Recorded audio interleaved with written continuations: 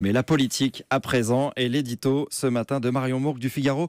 Marion, vous revenez ce matin sur une circulaire publiée hier et qui donne la méthode de travail du ministre Édouard Philippe qui fixe les principes à ses ministres: exemplarité, collégialité, efficacité. Et oui, on ne plaisante plus à Matignon. Le Premier ministre a rendu public hier un guide pratique des règles à suivre. C'est une sorte de dictionnaire pour les nuls, avec plusieurs règles. Éviter à tout prix les risques de conflit d'intérêts, ne pas travailler avec un membre de sa famille, ne pas dépenser l'argent de l'État pour ses dépenses personnelles, ne pas accepter de cadeaux. Mais surtout, Édouard Philippe invite ses ministres à être sobres et dignes. Fini le bling-bling, fini aussi les confidences dans les médias, fini l'hypercommunication à la Sarkozy ou la surcommunication à la Hollande. Alors pour éviter de reproduire les erreurs des quinquennats précédents où les ministres parlaient à tort et à travers, eh bien Édouard Philippe serre la vis.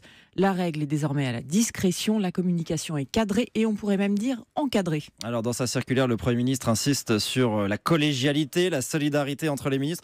Tout ça, il n'y a rien de nouveau dans tout ça finalement. Non, il n'y a rien de nouveau, c'est la bonne règle gouvernementale édictée en son temps par Jean-Pierre Chevènement. Ouais. Un ministre, ça ferme sa gueule ou ça démissionne.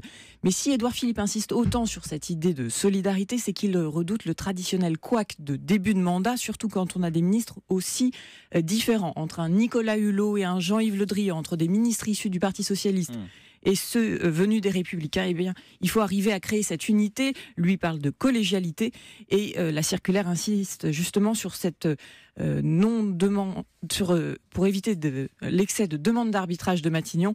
Et une fois que les arbitrages seront rendus, eh bien, il faut s'y tenir.